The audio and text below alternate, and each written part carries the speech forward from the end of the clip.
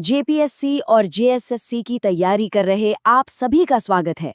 आज हम झारखंड के इतिहास के एक बहुत ही महत्वपूर्ण विद्रोह पर बात करने वाले हैं। एक ऐसा टॉपिक जो परीक्षाओं में बार बार पूछा जाता है, चुवाड़ विद्रोह। देखिए, हमारा मकसद सिर्फ तारीखें और नाम रटना नहीं है। हम इसके पीछे की असली वजहों को, इसके नायकों को और इसके नतीजों को गहराई से समझेंगे, ताकि परीक्षा में कैसा भी सवाल आए, आप पूरी तरह तैयार रहें।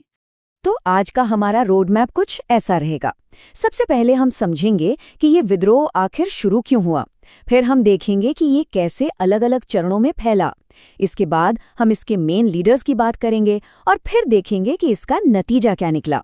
और हाँ, सबसे आखिर में हम एक रैपिड फायर रिवीजन करेंगे ताकि सब कुछ दिमाग में बैठ जाए।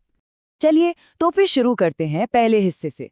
किसी भी विद्रोह को ठीक से समझने के लिए हमें पहले उसकी नींव को समझना होता है। मतलब वो कौन सी बातें थी, कौन से कारण थे जिन्होंने लोगों को हथियार उठाने पर मजबूर कर दिया। तो सबसे पहले ये शब्द ही देख लीजिए, चुवाड़। ये कोई आदिवासी पहचान नहीं थी। असल में ये अंग्रेजों और बाहरी जमींदारों का दिया हुआ एक अपमानजनक नाम था। एक गाली थी जिसका मतलब होता था लुटेरा या जंगली। इससे हमें सीधे सीधे उस समय की औपनिवेशिक सोच का पता चलता है कि वे स्थानीय भूमिज लोगों को कितनी नीची नज़र से देखते थे। और फिर एक और शब्द आता है, दिक्कू। ये शब्द इस्तेमाल होता था बाहरी लोगों के लिए, खासकर बंगाल से आए साहूकारों और नए जमींदारों के लिए जिन्हें अंग्रेज अपने साथ लाए थे। ये लोग सिर्फ बाहर से नहीं आए थे, बल्कि ये अपने साथ एक ऐसी आर्थिक व्यवस्था लाए थे जो स्थानीय लोगों का शोषण कर रही थी और उनकी सदियों पुरानी सामाजिक व्यवस्था को तहस-नहस कर रही थी। और यहीं पर हमें इस विद्रोह का सबसे बड़ा और तात्कालिक कारण मिलता है। समझिए, अंग्रेजों के आने से पहले यहाँ पाइक व्यवस्था चलती थी। ये पाइक कौन थे? ये स्थानीय भूमि सैनिक थे जो अपने जमींदार के वफादार होते थे। और उन्हें सैलरी के बदले क्या मिलता था? टैक्स फ्री जमीन, जिसे कहते थे पाइकन भूमि। ये सिर्फ एक नौकरी नहीं थी, ये उनकी आजीविका, उनका सम्मान, सब कुछ था। लेकिन अंग्रेजों ने आते ही इस पूरी व्यवस्था को खत्म कर दिया। अपनी बाहरी पुलिस ले आए और सबसे बड़ी बात, पाइकों की जमीनें छीन ली। ये तो सीधा सीधा उनकी रोजी रोटी और पहचान पर हमला था।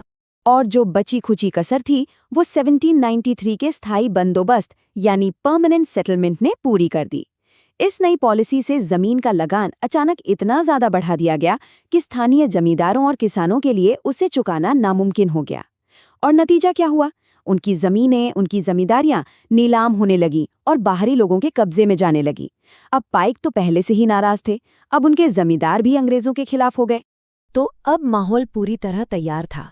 असंतोष की आग सुलग रही थी और अब वो भड़कने वाली थी। लेकिन एक बात याद रखिएगा, ये विद्रोह कोई एक दिन की घटना नहीं थी। ये लगभग 35 से 40 साल तक अलग अलग लहरों में, अलग अलग फेजेस में चलता रहा। चलिए इसके मुख्य चरणों को देखते हैं। आप इस टाइमलाइन पर साफ साफ देख सकते हैं, विद्रोह की पहली चिंगारी 1767 में जगन्नाथ ढाल के नेतृत्व में भड़की।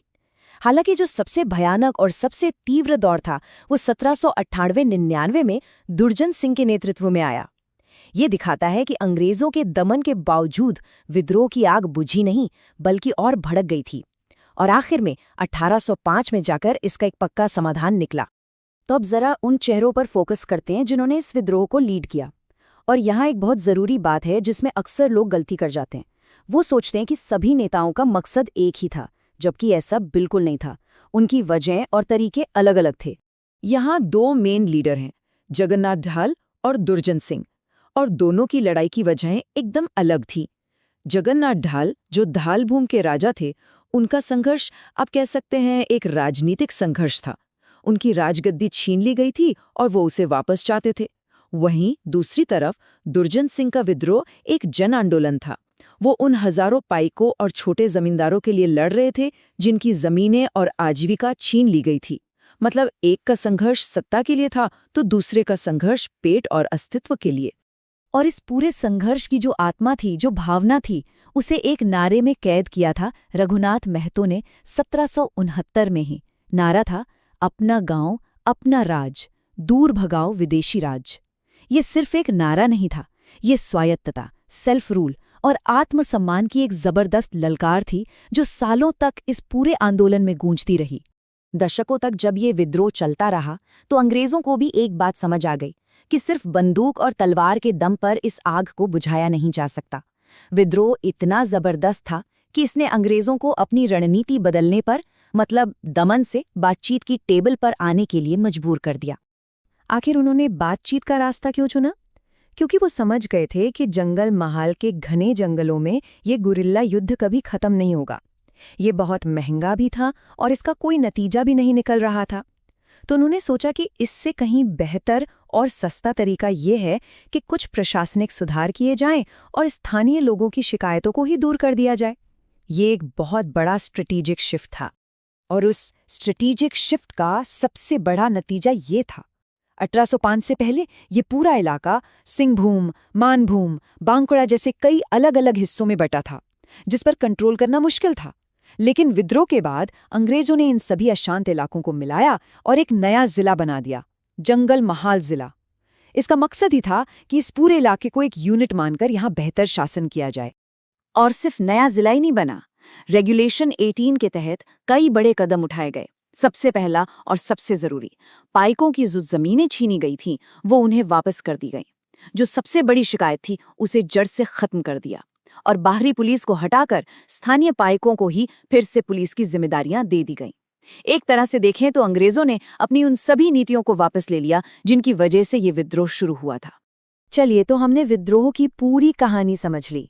अब वक्त है ये देखने का कि हमें कितना याद रहा। अब हम कुछ ऐसे सवाल करेंगे जो सीधे सीधे आपके पीटी और मेंस एग्जाम में आ सकते हैं। तो तैयार हो जाइए।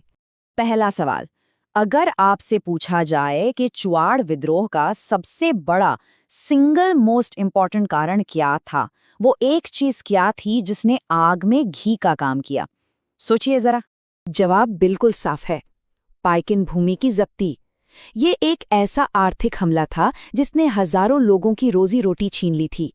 याद रखिए, अगर मेंस में ये सवाल आता है तो आपका पूरा जवाब इसी एक पॉइंट के आसपास बनना चाहिए। अगला सवाल, जगन्नाथ ढाल और दुर्जन सिंह दोनों की लड़ाई के पीछे की मूल प्रेरणा क्या थी? दोनों में क्या फर्क था? यहाँ जो कीवर्ड है वो है राजनीतिक बनाम आर्थिक। जगन्नाथ ढाल का संघर्ष राजनीतिक था, अपनी राजगद्दी के लिए, जबकि दुर्जन सिंह का संघर्ष एक व्यापक आर्थिक मुद्दे पर था, मतलब जमींदारी और पाइकों की जमीन की छीने जाने के खिलाफ। एक की लड़ाई पर्सनल थी, दूसरे की लड़ाई सामूहिक थी। तीसरा सवाल, इसमें 2 हिस्से हैं। विद्रोह का मुख्य प्रशासनिक नतीजा क्या निकला और ये किस साल में हुआ? जवाब है जंगल महाल जिले का गठन, और ये हुआ था साल 1805 में रेगुलेशन 18 के जरिए। ये साल और ये रेगुलेशन नंबर दोनों ही पीटी के लिहाज से बहुत ज्यादा जरूरी हैं, इन्हें याद कर लीजिए।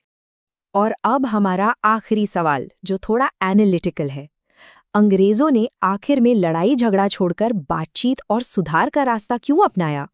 इसका कारण कोई दया या महानता नहीं थी, बल्कि विशुद्ध व्यवहारिकता थी। अंग्रेज ये समझ चुके थे कि घने जंगलों में एक कभी न खत्म होने वाला गुरिल्ला युद्ध लड़ना बहुत महंगा और बेवकूफ़ी भरा था। शांति बनाए रखने के लिए पुरानी व्यवस्था को बहाल करना, जमीनें लौटा देना, ये एक ज्यादा सस्ता और असरदार समाधान था। और इससे हमें ये सीखने को मिलता है कि जब लोगों का प्रतिरोध लगातार और मजबूत होता है ना, तो वो बड़ी बड़ी ताकतों को भी अपनी नीतियां बदलने पर मजबूर कर सकता है।